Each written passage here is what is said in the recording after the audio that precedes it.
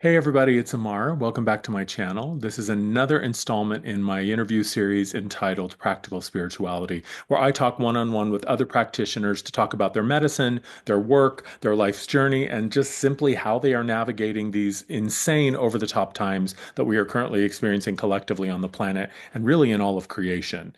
Pam is an astrologer who has been studying for many years and more recently has been exploring related subjects such as quantum physics, consciousness, the new Earth, water, our galactic connections, as well as the dwarf planets in the Kuiper Belt, which represent a higher level of consciousness for us humans. Pam is also the author of two best-selling books, You Don't Really Believe in Astrology, Do You? And How to Co-Create Using the Secret Language of the Universe. She has a very busy and popular YouTube channel with astrology updates and varied content. Particularly, she loves synthesizing information from many different modalities. Pam is someone who I have followed for many years on YouTube. I love her content. I love what she shares, and I found her to be so warm and generous and kind and really funny. I had a beautiful conversation with her. I really enjoyed myself, and the hour flew by. We talked about the new earth. We talked about ascension. We talked about astrology. We talked about her early years and how she got into astrology. We talked about the telepathy tapes and the new human. And we talked about love versus fear, the separation of timelines. I mean, you name it, we talked about it. This was a jam-packed episode. The hour just went by and was so lovely. I really enjoyed myself. It was an honor to chat with her, and I hope you enjoy the conversation as much as I did. Thanks for watching. We are walking along together in completely different realities. And I don't judge that because we're all on our soul's journey. And a few years ago, I was in that place, and now I'm in a different place. And it all comes down to where you're putting your attention, where you're putting your focus, because you can't be in love and fear at the same time. You have to choose. They're two different ends of the stick. Hi, everybody. Welcome back to Practical Spirituality. This is my interview series where I am talking to fellow practitioners, getting their insight and their perspective on what actually is going on with this current chapter of human history and how are they navigating it through their medicine, through their work, and through their personal worldview. I am so thrilled to welcome Pam Gregory today. She is one of my favorite astrologers, and like some of the other conversations I've been having in this series, I am feeling a little bit like an excited fan. I've been following your work for quite some time, Pam. I am thrilled to have you here. Welcome. Oh, thank you, Amar. Thank you for the opportunity and the invitation, and really delighted to share with you today. And thank you for the work you're doing in the world as well. Yeah, I think that it takes a village. I really do feel like I was talking with my last guest was Jane Allison, who's a tarot reader and astrologer, and she's a fellow Virgo. So I was talking to her about, I feel like it's the hermit card in the tarot. Like the hermit is now coming down off the mountain into the town square. And I feel like the democratization, I guess you could say, of media through things like YouTube, I think has really been a beautiful parallel to where we are collectively as humans sharing an experience. That now there are so many resources and so many sources of information. Some I would question their validity, but there are others who, from my perspective, are very clear and very precise, and you are certainly one of them. And what I love about your work, Pam, is your approach, from my perspective, is one where the mystical, and a lot of this, I think, is about normalizing the mystical, but you're just very matter of fact with these very otherworldly experiences that we're going through. So I'd love to know a little bit more about how you came to astrology, and then we can talk about your personal views. So tell anybody who's watching, and I'd love to know as well, how did you come to this work? Yeah, absolutely. Thank you. After university, literally the next day, I'd always wanted to immigrate to Canada since I was 14 years old. I got on a plane to Toronto with $100, flew to Toronto, knew no one, no job, literally started from the ground up from zero. And in that first week, I joined a yoga class, and yoga classes, as you know, were always pretty silent, but there was a big guy from Jamaica there, and a couple of the girls at the end of the class said he's an astrologer. So I went up to say hello, and I said, look, I know nothing about astrology, but I'd love you to do my chart. And a week later, I went to see him in his tiny flat in Toronto. I remember it like it was yesterday, and I spent 7 hours with him, Wow. and it just cracked my world open. And I haven't stopped since. I haven't stopped since that day, really. So that was That yeah, is that was so beautiful. massive. Yeah. Would you Big time of personal growth. Would you say that you had a spiritual bent or spiritual leaning prior to that? Was this something you were connected to or aware of?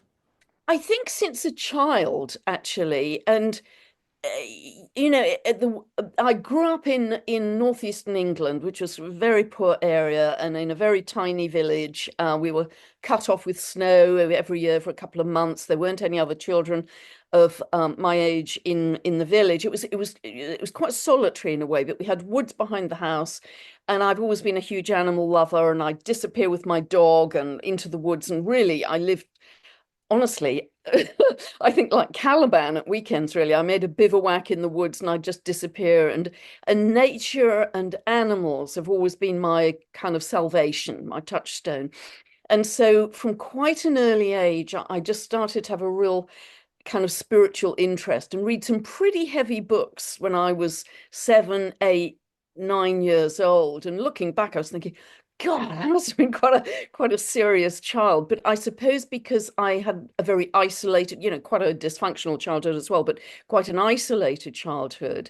Nature, my dog, and books were my friends. So that spiritual quest started at a very, very young age, I think. And I was also because of things that were happening with my parents, I was exploring on deeper pathways for sure. Yeah.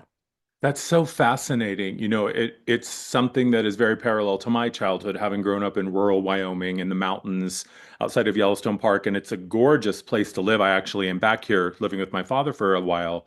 But it wasn't necessarily the most wonderful place to grow up for a kid like me. And I had friends, but I was very solitary as well. And there was just this sense of there's something deeper. And I think my ability to see through the physical experience and sense what was really happening, I think that in and of itself sort of set me apart from, just feeling like a normal everyday human.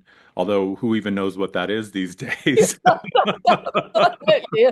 I dream about being normal. Yeah. Yeah, exactly. Wonder about what would that be like to be a normal human. But I love that idea of, it sounds to me like there was a deeper current that was sort of moving you along and guiding you in some way to pay attention to things that maybe not everybody was paying attention to. Yeah, yeah, absolutely for sure. And because of, as I say, things that were happening with my parents, there was a need to be emotionally self-sufficient Yeah. from a very, very young age. And that stood me in very good stead, I have to say. So, when we have challenging childhoods, I think it can act as very powerful fertilizer and fuel for who we are meant to become. Yeah. I feel that very strongly. So I'm actually very grateful for the challenges now that I went through at a very early age. Yeah. And isn't that beautiful? I mean, nothing is wasted, right? Whatever perspective we're taking, I think we can begin to see that everything has its place.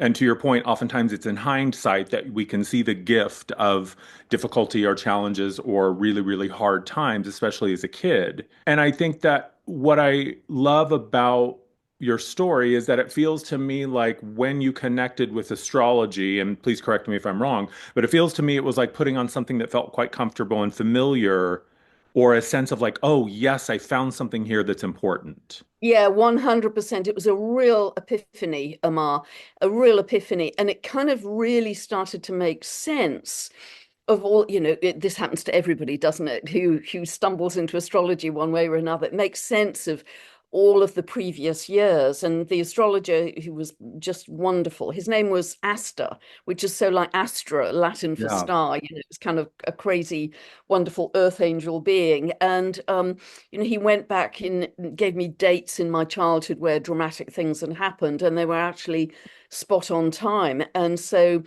there was no doubt that there was something in this funny old subject called astrology. And I was mentioning this the other day, but I recorded the interview on a cassette tape. That's how long ago this was. And I lost the tape through various house moves. And eventually I decided after 5 years, the winters got to me and I was leaving Toronto and coming back to, well, I was actually spending 5 months in India and Nepal to break myself into a lower standard of living, which did the trick. But I was coming back to the UK.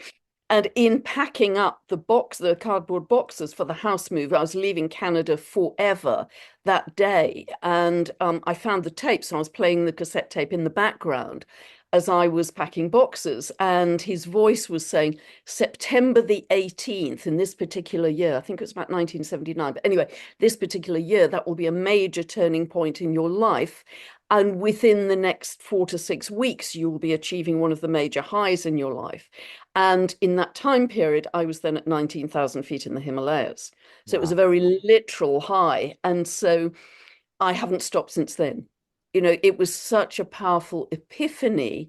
And of course, I know I've done this in previous lifetimes. I even know who I was in some lifetimes as an astrologer. So, you know, we keep going around the track, don't we? And I'm just so grateful that I kind of stumbled into it. But of course, I didn't stumble into it. You know, it was all meant to be. Right. It was always calling you back home. It was always guiding you in some way. But that's what I love so much about the human experience is that we get to have the joy of discovery, sometimes the horror of discovery, depending on what the information is, but that beautiful spiral that we're always on and how it comes up through a higher octave, but it's the same experience, just maybe in an elevated way or maybe even a diminished way. But I love that sense of coming home that it sounds like you had when you found astrology, or it found you again, I guess.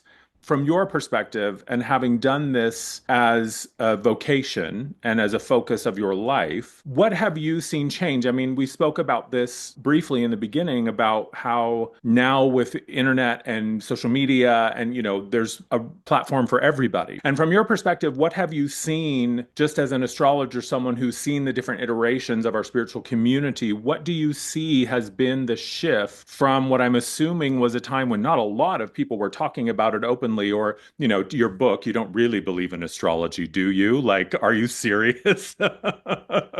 So what for you has been your journey of seeing the expansion of this knowledge and this wisdom? Yeah, yeah, great question, Amar. So, you know, I had to call my first book that because at the time I was working in corporate life, and I'd been promoted to the board at a young age, at 28, etc., and was respected in what I was doing. But if by any chance clients discovered I was interested in astrology, they'd kind of take me off to a corner and kind of in a conspiratorial whisper say, "Now, come on, you can tell me. You don't really, you can't possibly because you've gone from someone who's clearly competent to someone who's in need of serious therapy." Yes, is everything That okay, was Pam? Are you sure?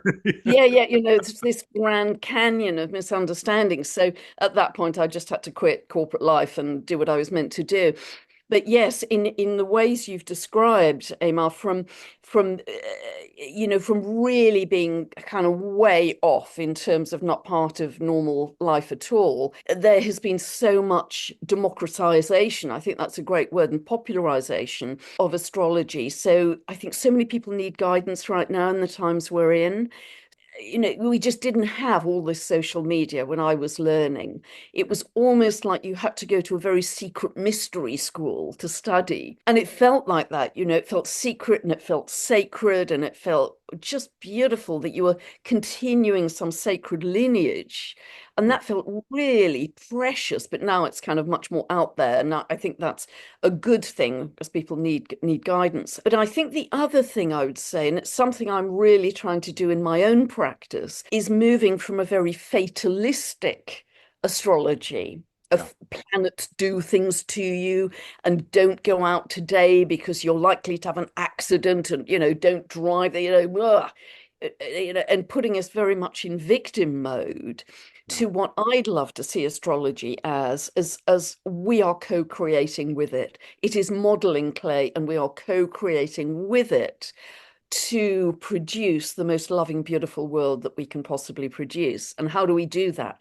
How do we, or an analogy I often use that it's our unique sheet of music, which you can either butcher or play with the London Philharmonic and make it, have a magnificent life that Yeah. touches and helps a lot of people. Beautiful.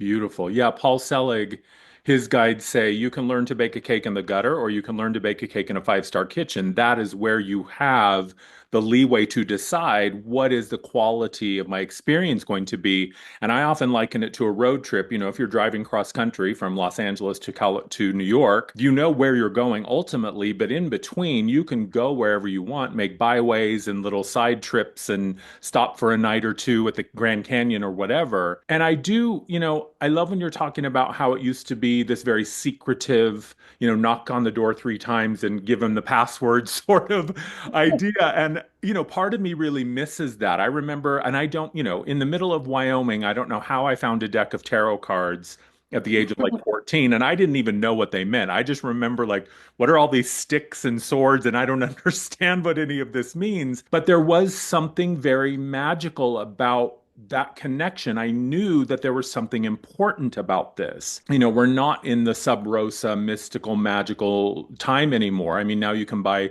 crystals at Walmart for God's sake. It's not like, it's not this hidden thing anymore. And at the same time, I'm going to say it again, normalizing the mystical, I think that is the way we can use the popularization of this information. Yes, I check the weather app on my phone to see what's happening outside. I may draw a few tarot cards to see what's the mood or the energy of the day. I may check an astrology chart just to see what's happening in the world to help me perhaps glean a clear understanding. But I love the idea of using it as a practical means to navigate the world. And what I see is these systems of information like astrology and tarot and even some of the modern ones like the gene keys or human design. It's not telling us who we are. It's giving us information so that we can come back to the truth of what we really are, which is that eternal infinite being. Mercury retrograde is a perfect example, right? Like, oh, don't turn on your computer, don't book a flight, don't do anything. Mercury's not out to get you.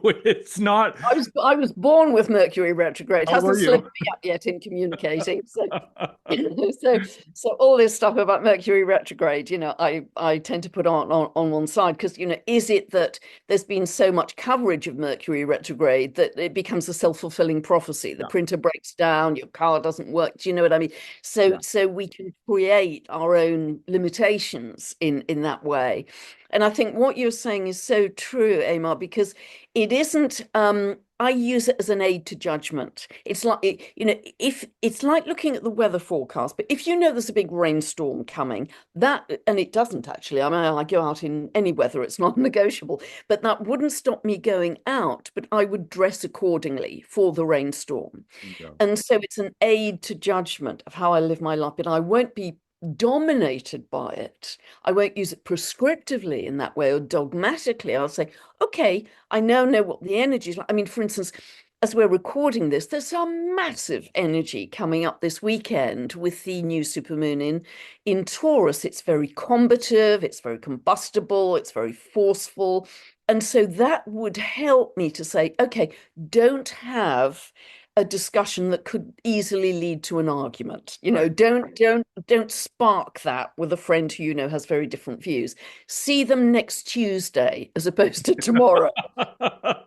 Right, not the day to open up the political, landscape of what's happening, maybe not necessarily. And I love that's one of the things that I think drew me to your work. And what I love hearing you say is that yes, astrology is real, but it's not a prison. It's not here to limit you. It's actually here to uplift you and give you more of the complete picture just so that right? Knowledge is power. I'd love to know, and you already touched on this a bit about your initial reading with that guy Astor. What for you personally is astrology? I mean, obviously it's something you love and you respect, but for your experience in the day-to-day human world, what does astrology mean for you? Great question.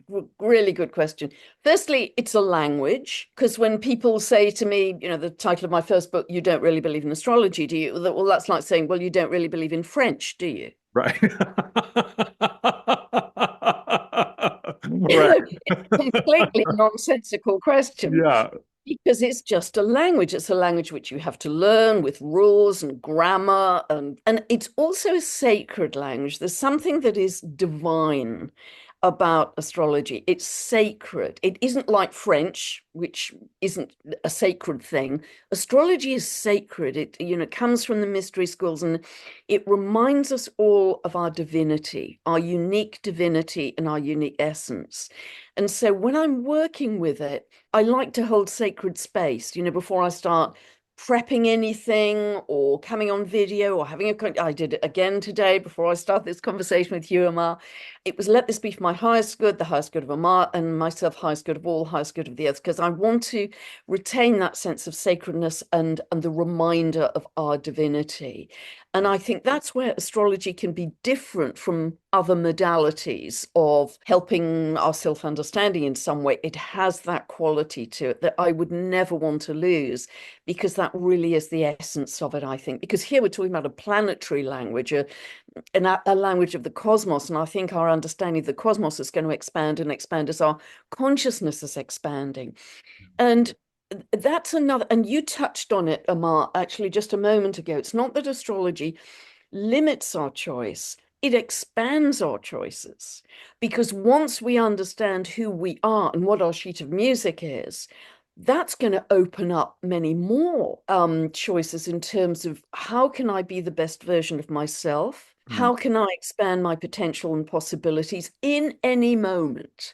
How can I today be the highest version of myself? And our conversation today is part of that playing out for me. Yeah, and I think that, when you're talking about the sacredness of it and how it is a language that, while it was a system that perhaps humans configured, it was definitely a channeled thing, right? It's divinely inspired. It is spirit, the great mystery, whatever you call that, moving through you and guiding you to construct a model of something that transcends the human experience. Because what I find is, what I call the capital T truth, the things that are eternally true. When something is true, it's true on all levels. So no matter how minimized my perspective is or how expanded it might be, astrology will always meet me, and these divine languages will always meet somebody where they are. And it is like this endless discovery of, you start to pull the thread and you just see how there's more and more and more. And then you can pull in other modalities like tarot and astrology and how they align and, sort of support one another and co-create together. I find that to be fascinating. It's like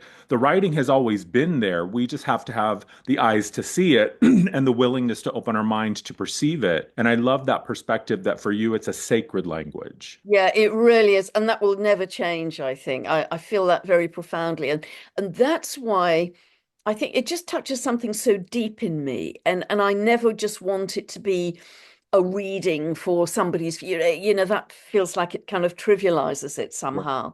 But what I also love to do, I mean, I love to go down rabbit holes, and luckily the people who watch my stuff, seem to enjoy the same rabbit holes. Yeah. But I love to explore kind of quantum physics and consciousness and galactic beings and galactic heritage, because we are galactic beings ourselves, and channeling with angels. I love to look at the science and the groundedness, but also the high spiritual side as well. And when you have different people all saying the same thing from their very different backgrounds and perspectives, that's when it gets really exciting for me to put those pieces together. And I think, right, that kind of synthesis, I think is what I particularly enjoy, always using astrology as my language. That's beautiful. Yeah, because it is, if we start to weave together the different threads, and I think music is a divine language, mathematics and geometry is a divine language. We've taken bits of this and turned it into, modern medicine and physics and all of that. But even that, you see the face of God, if you will, in those practices and those modalities. And I think increasingly, and I'd love your perspective on this, one thing that I've been saying, and a lot of what my guides have been telling me over and over, is that humanity is rapidly approaching a time when the languages that we have used to describe our human experience are going going to start to fail. The things that we have said are true, and these are the facts of what it is to be a human, and the facts of politics, or the facts of medicine, or the facts of whatever, we're going to start to see that, yes, there's a kernel there, but a lot of the theories and a lot of the things that we've said are factual are actually quite flawed. And I think we're really coming to the place where, and that's again, normalizing the mystical. You can't, once that door is open, I say you can't unring a bell. And once that bell is rung, you can't not see the correlations and the connections everywhere. So, and perhaps you see this in the astrology of this great awakening that we are in the midst of. I think, especially with Pluto and Aquarius, in the next few years, I don't think anybody is going to be untouched by this level of this mystical information starting to come in. Now, whether or not they accept it is up to them. But what are your thoughts on this big awakening that humanity is currently in the midst of? Yeah, I think it's immensely exciting, Amar. And one part of it is people waking up to the fact that pretty much everything we've known about science, biology, history, whatever, I think it's just going to hit a wall. And that could be shocking for many people, but it's part of that. Oh my goodness gracious. So what is reality? And starting to search elsewhere. But it's very much embedded in the astrology. Hmm. We can quote so many things, the end of the Yuga cycle, the all of the outer planets changing sign within this very short period of time, the next 14 months, which is just extraordinary. The planetary geometry, I've talked about the video Metamorphosis for Humanity and the big picture, all of that is extraordinary. But then you add in things like the myths from the Hopi and the Mind people and the Quere talking about this particular time. You look at the fact that the Earth is moving through the galactic current sheet, and that only happens every 12,000 years, give or take 500. You look at the level of high frequency light coming onto the Earth and how that's changing, stimulating our DNA. To remember some of these incredible gifts and skills we had when we were more elevated humans. And I think the reconnection to our galactic family is going to become a bigger and bigger part, particularly after Uranus moves into Gemini in July. Uranus is the planet of the galactics, Gemini's communication. So we already have many people channeling the Palladians, the Arcturians, the Andromedans, all over YouTube, don't we? All over Yeah. YouTube. But I think that's going to become a much more common experience for people because we are galactic. That's where we've come from. And so, as I understand it, the galactic beings are keeping a very close watch on what's happening with Earth right now, because we are a key piece of their continued evolution as well. So it gets very exciting. So I'd love people to shift from that fear of, oh my God, the world's going to hell in a handbasket, to shift your focus over here to really lock on to love and excitement and joy and link together with like-minded people who are creating communities all over the world. And I know they are because they write to me all the time Yeah. about we've bought this land and we're coming together and we're doing wonderful things. That's happening everywhere, all over the world. And it's fabulous. And I think the young people in particular, very young people, I mean, every day pretty much on Facebook, I post innovations from school children who are inventing free energy in their African village. The 3 African girls who, literally schoolgirls, who are inventing free energy through their urine. Because the urea, yeah, it's crazy, isn't it? That's The insane. I urea love in that. the urine they found can act as a fuel to produce electricity. I mean, it's mind-blowing. So every day, to be very super positive on Facebook, I share some of these incredible scientific breakthroughs. And these children are very ecologically and environmentally aware, and they are big time focused on cleaning up the oceans, cleaning up the earth. I mean, there's a chap called Boyan Slat, who I think is an Eastern European chap, and he's no longer a child. I think he's in his 30s now. But when he was very young, he set up a non-profit making venture called Ocean Cleanup. And he invented essentially a very simple big scoopy thing, which cleans up 99% potentially of floating plastic pollution in the world's oceans. Wow. And he's got volunteers all over the world helping in that project. Now, that's incredible. Isn't that fabulous? Yeah. So, the young people, particularly, I think, are going to be a big part of the visionaries and the progressives and the innovators going forwards, and the way society is going to be structured, because it's going to be very allied to the Aquarius energy, is no longer going to be top down, the old greybeards telling us what to do, because we are absolutely friggin' done with that. Yeah. It's going to come, it's going to be a much more horizontally based society with brilliant minds having ideas which other people say, I want to be on your team. I want to help to create that idea and bring it into manifestation in the world. So there's a kind of excitement of teams coming together like that and rapidly turning the mess around that older generations have created, Yeah, absolutely. in our ignorance. And so I see things happening rapidly, partly because of the energy, partly because of the DNA being reactivated, partly because of the genius of these young people who are already activated, they're already turned on. And I think in a really short space of time, we're going to see a very different world. I mean, I really see the next 3 years as being extraordinary, and by the end of 2027 almost unrecognizable to where we are right now. As a tourist astrologer, I'm certainly not an adept by any means, but I just keep coming back to Pluto and Aquarius. And to me, Aquarians, my mother's an Aquarius, and there are times when I look at her and I'm like, what level are you operating on mentally? Like she is just so, in a good way, so far beyond what most humans walking around. And I think Aquarius is the future traveling back in time to say, okay, are you ready for me? I'm going to guide you forward. And there was another astrologer recently, and I can't remember his name, but he was basically saying by 2027, we are going to be looking back on even 2020 as, something as quaint as the covered wagon, because that we are going to be in such a rapid corridor of acceleration, it's going to blow our minds. And to your point, and this is something that I have been saying over and over, is that the idea of ascension, it's happening now. This concept of the new earth is available to you now, should you be interested in tapping into it. And, the telepathy tapes is the example I've been using a lot lately, is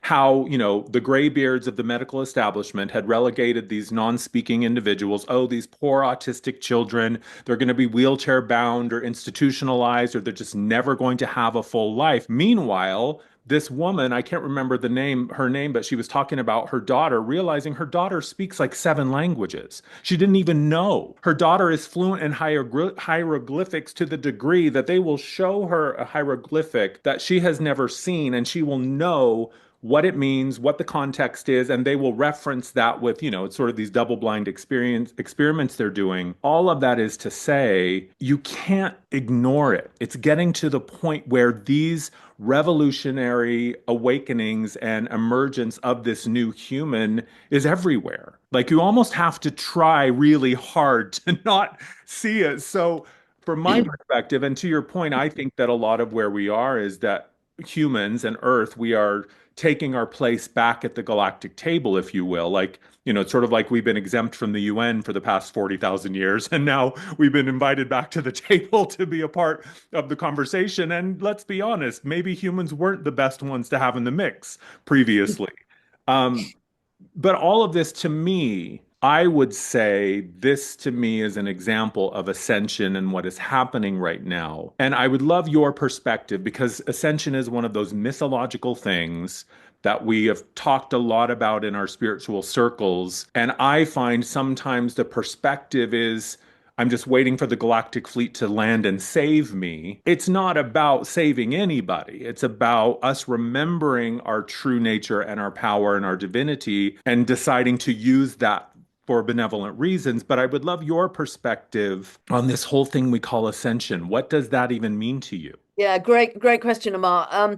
Firstly, on the telepathy tapes, I mean, because I work a lot with Veda Austin, who's Hmm. doing incredible work with the autists, as they like to call Yeah. themselves, and putting together a docuseries in America. And when she started to speak with them, and said, she would love to work with them, one of the autists said, "Are you ready for us?" Mhm. Which I thought was, a great question. Are you ready for it? Yeah. So it's like through whatever created the autism, they've made a leap. They made a leap to a much higher level of consciousness. And Veda is feeding me back certain responses to questions I have about astrology.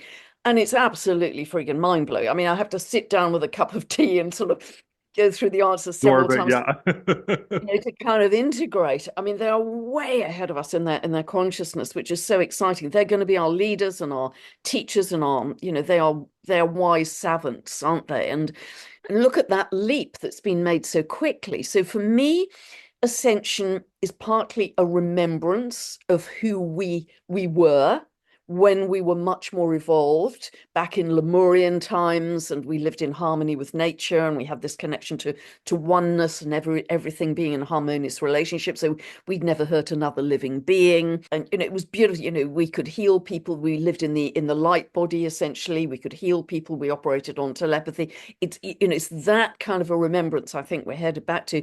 But at its simplest, I think it's really an expansion of our consciousness. Yeah. It's an expansion of our consciousness so we can rise from this density to a higher level of being, which is much more based in love and joy and peace and freedom, big word, freedom, and gratitude. And it's here right now. Yeah. We just step into it in a second. So it isn't that we change place or we migrate on a spaceship to another planet. We stay on Earth, but we have a heightened perception, heightened senses of everything that's happening on Earth with a very different point of focus. I mean, I have some dear, dear friends who are much more normal than I am. And I can be walking with them in the woods, and I've known them for decades, and I love them to bits. And we're walking along, a couple of feet apart, and I've known them for years, and they will be seeing the world from their focus as pretty dire. Yeah. Doom and gloom, World War III, we're done for.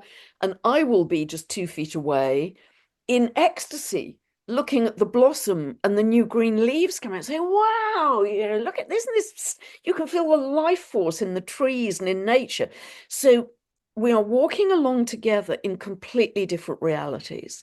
And I don't judge that because we're all on our soul's journey. And a few years ago, I was in that place and now I'm in a different place. And it all comes down to where you're putting your attention, where you're putting your focus, because you can't be in love and fear at the same time. You have to choose. They're two different ends of the stick. So if you're in fear, watching the news, following the narrative, you're going to be in the gloom and doom brigade. If you have the kind of awareness to shift towards love and joy and faith and make that choice in every moment. Nah, I'm not going to listen to that. Nah, I'm turning that off. Nah, I'm not going to read that somebody sent me. I'm going to focus over here and stare into a rose and see the pattern in the rose. That's what I'm going to do right now. Or listen to the bird song. And that may seem incredibly kind of trivial and simple in a way, but that's what takes me back to joy and the connection to nature. And that just grows into feeling that we've dominated and exploited nature, but we couldn't live without. We're part of the circadian rhythm. We're so connected. We are nature. We are consciousness. And so that focus continues to grow and expand. And so you can continually, if you make those micro choices through your day, be in that state of love, joy, gratitude, etc., and have great compassion to people who are suffering in the world, but have a focus of, if we all raise our consciousness high enough, it would be impossible to hurt another living being if you have a high level of consciousness. It's just unthinkable. Yeah. And that's the shortcut to creating a better world. Because if we look at all the problems in the world, thousands of them, and if you come at that logically, say we've got to fix A, then we've got to fix B, and then because you're looking at thousands of years, and a single human being can't possibly do that. We've got to make the jump of a shift in perspective, which every single one of us can do, because it just comes down to a simple choice of, where do I put my focus today, minute to minute? And Yeah. that's, so for me, ascension is simply an expanded state of consciousness where you have heightened sensitivity to blend with the oneness of nature and all living beings to live in joy. And that's available right now. Go out in springtime. Right now, you can feel that. Bingo. I mean, it's, the way that I look at it is the chaos that is currently present on the planet. Energy simply is. from my perspective, unconditional love is the field that holds it all together, and unconditional love is a neutral state. I just love. It doesn't matter. There's no requirement, there's no limitation. I just am. And when we allow ourselves to see that the energy is not objectively good or bad, it just is a force, and it is, again, available to us to decide what we are doing with it in concert with it, in, rejection or exclusion of it, even because we do have the free will to fight against the current should we choose to. But the point here being that, chaos simply is. And when I see it energetically and, I see things geometrically, when something collapses, like when we broke the atom, when you break a fundamental structure, it releases a tremendous amount of energy. And when the energy is released, it is always going to arrive as chaos first because it's just pure raw life force saying, where do you want me to go? What do you want me to do? Energy serves, and that's why I'm here. You get to decide. And if you don't live me, then I'm going to live you. And so when we look at these things that are happening, it is that choice. Is this something that's happening to me? Is it punitive? Am I being punished? Is this doom and gloom? Or is it, wow, look at all of the raw material that I suddenly have available to me that I get to decide what I want to do with? And, David Guillaume is a scholar of Kabbalah. And I've been listening a lot to him lately. And one of his big questions is, what is it to know yourself as the creator? That's really ultimately what it comes down to. And I think that ascension, in many ways, is the reclamation of that creative gift and that divine spark that each of us were granted. And to say, what am I going to do with this? I've been given the most spectacular gift that any being could ask for, that divine spark. What am I going to do with it? How am I going to use it? And I think that's the big question. And that's Yeah, a and scary one. beautifully said, Amar. And also, I was talking to a few months ago, I was talking to Dr. Jude Currivan, who's a brilliant cosmologist, and she was saying in pure physics law, it's exactly as you say that chaos actually has the greatest potential for a jump in a state of being because all of the energy is freed up and turbulent. It's like a kettle boiling, Yeah. and it's a change of state from water to steam. So it has the greatest potential for this jump in the state of being. And also, I think when we see the collapse of the old world, and that is evidence that we are making this shift, but it's also a great reminder of we're not going to do this again. No. I mean, if you look at the war, the poverty, the disease, the misery, that acts, particularly since early 2020 with the pandemic, I mean, that has acted, I would say, despite all the horror that followed from that, that was a massive catalyst for people to say, do you know what? We are not going to live in a world like this. Yeah. We as humanity are going to choose to create a more loving world because this isn't working out in No. any good way for anybody on any level. So, No. and this, this, I call it a kind of energy revolution because an energy revolution in terms of the physics that you've so beautifully described, but also it doesn't mean we have to fight on the streets. That's one way, you go out and you protest, you've got a placard. That's one thing you can do. The other thing you can do is the quiet revolution, the quiet energy revolution of I'm going to choose to turn off the news. I'm going to choose not to listen to the narratives. I'm going to choose not to drop into fear. I'm going to choose to live in joy from the moment my feet hit the floor. I'm going to choose to connect to like-minded people who also want to build a more loving world. All of those are mini, micro, and macro choices through my days, but it is an energetic revolution of state in Yeah. all of those choices that I'm making. And I do that very consciously and very vigorously on a minute by minute basis. And I know many of the people I know are doing that too, because we're just not going to do this again. We've been going around that hamster wheel of war, misery, poverty, disease forever. Yeah. And we've now left the tram tracks of the predictability of the old world. And this is our biggest opportunity that humanity has ever been given in any lifetime to make that jump into an ascended state of being. And I'm not going to make a pig's ear of it. No, no, nor am I. And it is exciting because it is a choice. It is a crossroads that you can decide door A or door B. And one is the same old thing we've done for the past several thousand years. And, we see where that has gotten us. And I think, back in 2020, it was Mother Nature putting us in timeout saying, you're clearly not listening. It's time for you to really take a long, hard look. And I think what I see as a result of that global lockdown was collectively we began to ask some deeper questions and we began to withdraw our support. We divested our energetic support in those old institutions, whether consciously or unconsciously. And what we're seeing now is the result of that. And I think that many people would say, well, be careful what you wish for. No, I would say be mindful of it and understand that it will have a consequence.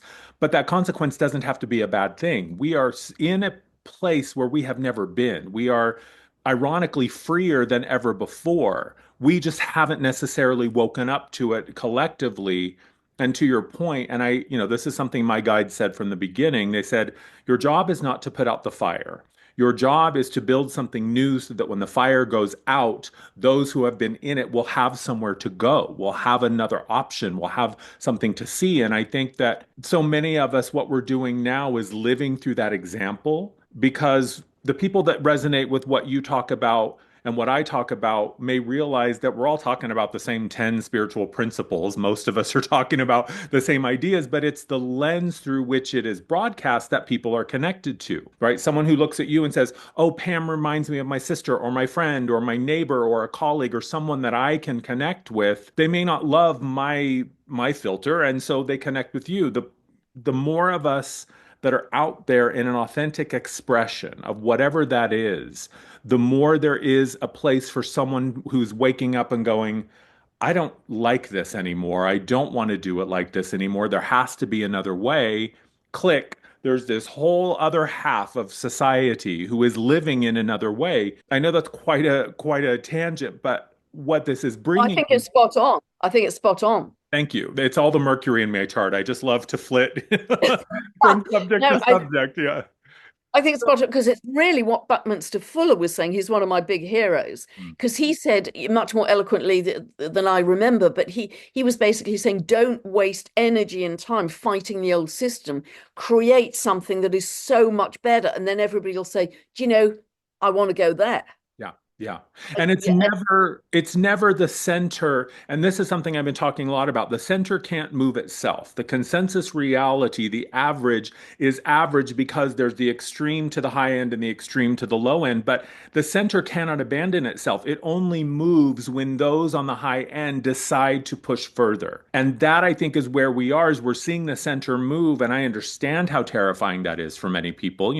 I look at my parents and they're of if you see it on the news, then it must be true, right? They're of that mindset. And I understand where they're coming from. And I understand the reluctance to abandon that very solid worldview that offered a sense of safety and comfort and stability. But that is not where the center is moving. We're moving away from that. And so to give people an opportunity to perhaps see things in a way they hadn't considered before is what I think humans do. So when one human witnesses another human doing something that they previously had been told was impossible or couldn't be done, it suddenly cracks open that worldview and they go, whoa, I guess everybody was wrong. I can run a 3-minute mile because she just did it. And I think that's what our duty is, to be the example, bless you, thank you. to be the example of what else is possible, of the other way, because not everyone is here to lead the charge, and that's fine, but I can leave the gate open behind me so that when you do reach the point where you're ready to ask a deeper question and choose something else, you have at least one example of what that could Yeah. be.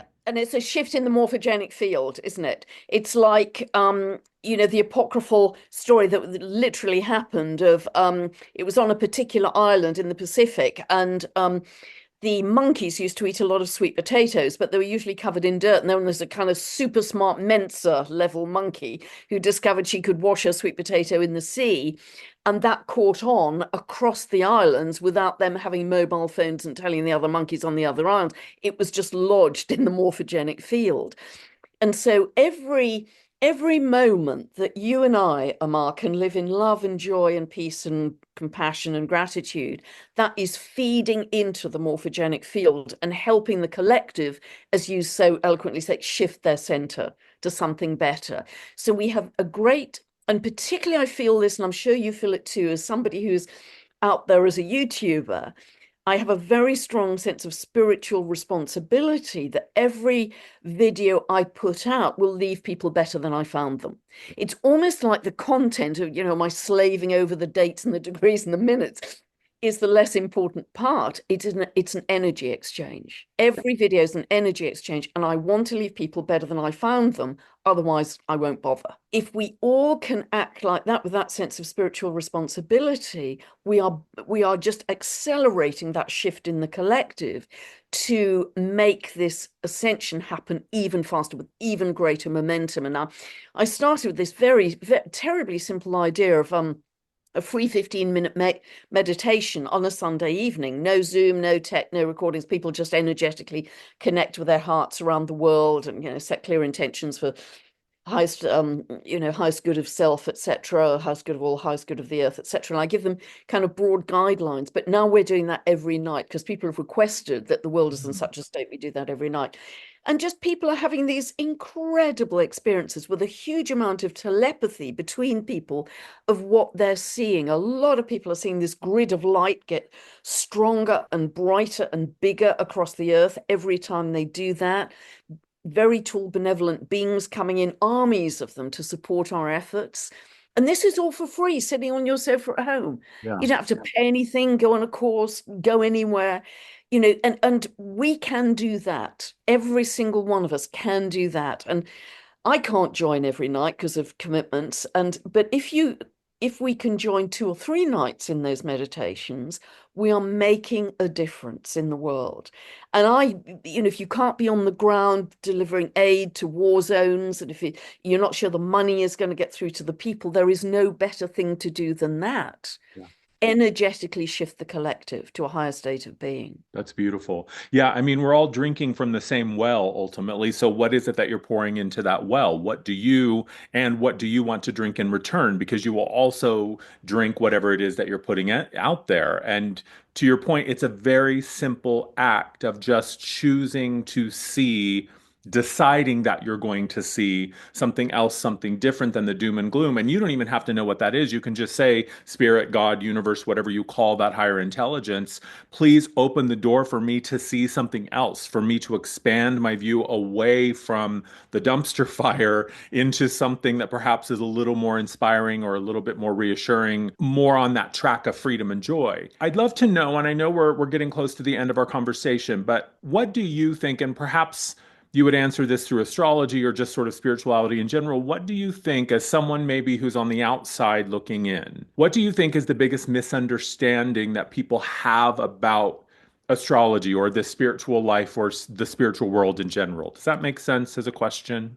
Yeah, that we've given away our power to the planets Yeah. because we are the power.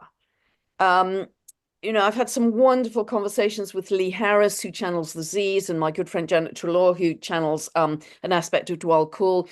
And both of them in their channeling, and I got goosebumps both times, said that our unique birth chart is physically, not just energetically, but physically etched inside our hearts Mm. as our unique blueprint.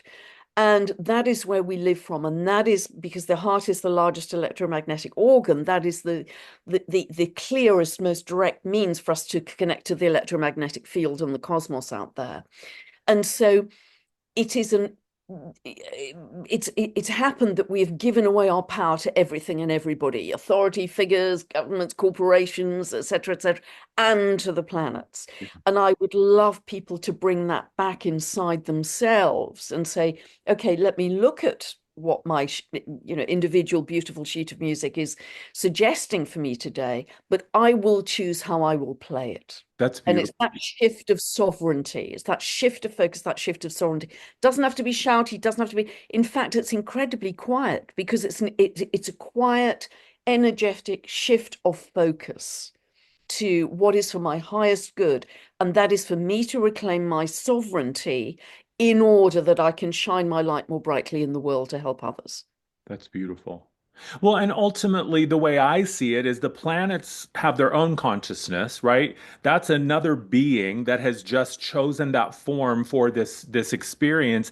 And so the planet isn't at the planetary level of consciousness to dominate or destroy. It's there to embody an aspect of all that is. And so they are simply their own being reflecting their truth back to anybody that can see it or perceive it. They're just here to show us, I have been you, you have been me. We're all swimming in the same pool. So I'm just showing you what I can reflect from my place in the sky, so to speak. So, yeah, it's not, and I think fundamentally it really, I think a lot of what I find with my work and with my clients, because like you, my goal is to get my clients to the point where they don't need me anymore.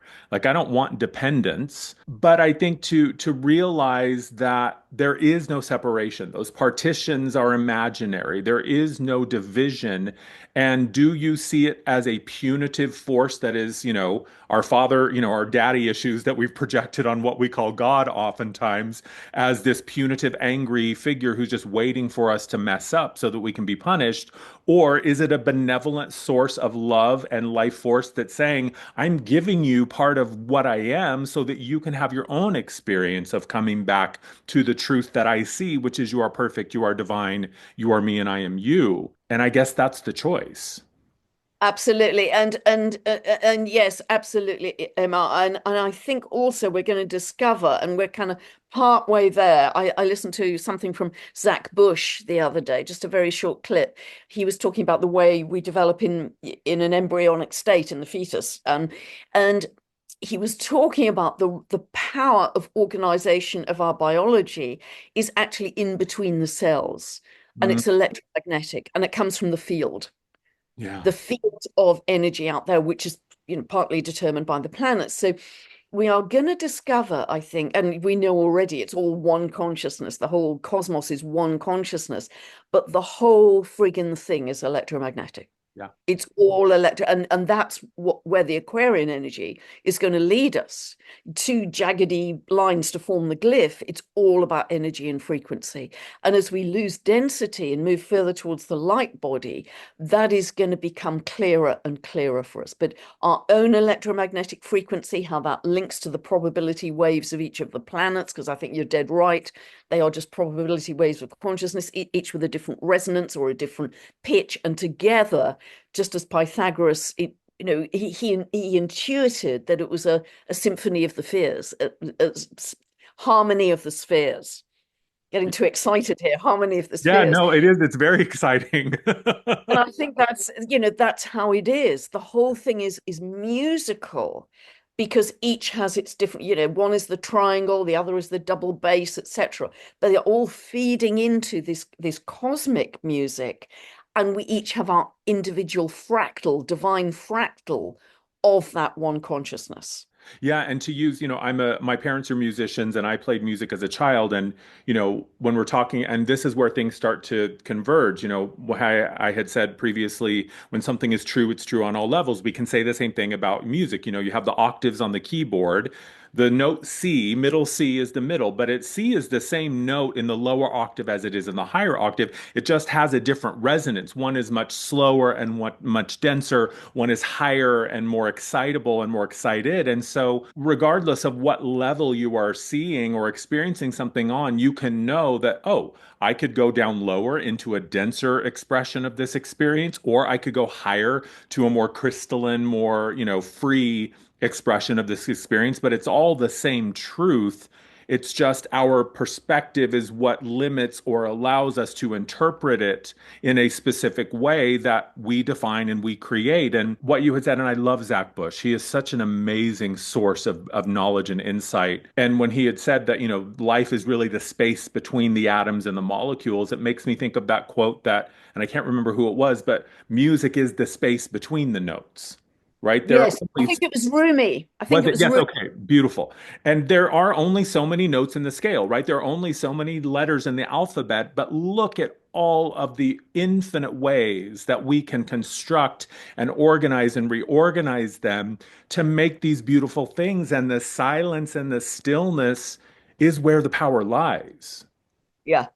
Yeah, That's in what fact, I the truth was is. talking about that in a video just a couple of days ago that it's, if you look at meditation, it's the space between the thoughts. If you look at something like Buteyko breath work, where you hold on the exhale, it's the space between the breaths. There's something about this space between, and that's where the power lies, and that everything is fractal. Yeah. Everything's a fractal of the divine out there, and we are unique fractals. But it's so immensely exciting because I think our understanding of all of that is really going to come writ large for us in these coming decades. And it's interesting. I know that one of my previous lifetimes, which I know in quite a lot of detail, was as a astronomer astrologer called Thomas Digges, Digges, in the late 1500s, and he was an apprentice of Dr. John Dee, who was the last great royal astrologer to Mm. Elizabeth I. Anyway, Thomas Digges wrote 4 books on astronomy, but he was the very first person to write a paper. He's got a Wikipedia page, which is just, he wrote a paper in the late 1500s when they didn't even have calculators about the fact that the universe was infinite. Mm. It was fractal. And that was way back, late 1500s, early 1600s. He was writing that paper. He was the very first person to propose that the universe was infinite. And now I think, maybe I can help a little to, help his work along from the grave, Yeah. that that's what we're going to discover scientifically in a much bigger way. And that's the Aquarian energy. And that's really exciting. It is exciting. And, something that my guys have been saying a lot lately is if you think people are rocked by the political revelations and the institutional revelations, wait until the religious revelations start to come out. And I just say, yeah, I'm going to pop a lot of popcorn for that show because that's just going to be unworldly. But the peeling away of these guardrails that have controlled and guided us for better or for worse as a species for the past several thousand years, that can be really exciting or it can be really terrifying because suddenly, if there is no ultimate source of right or wrong, good or bad, how do you know yourself and who are you? And your accountability for your actions and your choices and what you're even putting out there from a thought perspective, that becomes even more important. And I can understand why a lot of people are terrified about that kind of freedom because total freedom requires total accountability. They're sort of, they're two sides of the same coin. It is an exciting time. And I can't wait to see what happens next. And I hope and I'd love for you to offer something for people who are perhaps looking at the world and are afraid, or perhaps even within a spiritual mindset are looking at the astrology and saying, "Oh, that could be horrible and awful," and duck and cover. For those who are having a difficult time pulling away from the focus of fear and finding another thing to focus on, what would you say to them? What would you offer? Um, Firstly, I would say try and get with like-minded people who are uplifting, if you can, who have similar views but are uplifting. I mean, a chap called Brady Gunn, Hmm. who was an Australian guy, you may know this, Amar, that at the beginning of 2020, he just had this idea of setting up Stand in the Park events, which means that he has locations, he suggested locations all over the world, and he has a website with that and a Facebook page. And he suggested that people gather 10 o'clock on a Sunday morning and just socialize, come together to socialize. But it helped to connect people of like mind from the early 2020s onwards. And I'm in such a group, and it's absolutely joyful. We're all different ages, completely different back, carpenters, builders, healers, but it's like a family of frequency. So if you can find a family of frequency, if you're interested in gardening, is there a permaculture group near you? Or can you join a meditation group, either in person or online? Find people, because that becomes very supportive in the vision that you are trying to create for a better world. And the other thing I would say is there's so much material, as we started this conversation, Amar, on YouTube, online and Instagram, etc. Find someone that always lifts your frequency. Yeah. Doesn't matter what they're talking about. They could be talking about horticulture or spirituality. Doesn't matter. That you resonate with and lift makes you feel better than you started when you started watching that video. And just follow that thread, because your guides, your angels will give you breadcrumbs Yeah. to people you connect with. And then you'll find a second person and a third person. And you'll have this sense of following stepping stones to lead you to a passion. and to lead you to a better way of being. And that's what I do. So, you wouldn't need to spend money necessarily. This is, could all be for free. But those are the things that I would do to find human connection that can support you and enable you to stay in that higher state. That's so beautiful because I think what it reminds me of is that what I believe is that humans ultimately, we all want the same thing, right? Yeah. We want to be loved, we want to be seen, we want to be connected, we want access to the fundamental resources that every human needs just to live a basic life. And for me, I come to that through food, and I have a grander vision of a community and of doing work through sharing my baking and cooking and growing my own food and sharing that with people because eating is one of the things that all humans have to do. And when we all sit down to share a meal together, suddenly the division and the politics and the perspectives and the opinions, they just don't matter anymore. If someone's starving and smells something really delicious and you have a plate of it for them, they're probably not going to care who you voted for. They're just going to want to sit down and eat the delicious food because they're so hungry. So I love that. And I think that's so beautiful that the more we can honor our humanness and know that we're just neighbors with 8 billion other humans who are also trying to figure it out and make sense of it, and to be the one who opens the door first, to be the one who says, hey, I'm where you are. There's got to be other people like us. So why don't we figure out a way to connect? I think that's really beautiful. Yeah, and to go beyond the polarity. Because Yes. if you get to politics, which I refuse to get into, you've got to choose a side, Yeah. red, blue. Yeah. And it leads to polarity. And we're never going to get to unity consciousness if we're stuck in polarity. We go round and round the hamster wheel. So go beyond that to just focus on loving community and loving New Earth. Yeah, it's what my guide said years ago.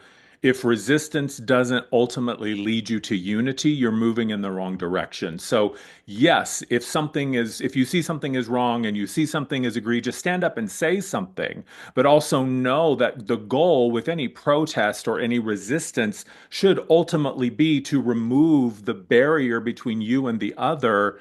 And if it's not, then you may be wasting your time ultimately to more deeply divide people is not the point. It's not the point. Mm. I could talk to you for days. I could talk to you for hours, but I know you have a life and you have things to do. So where can people find you? Is there anything that you would like to share with people or that you're promoting right now?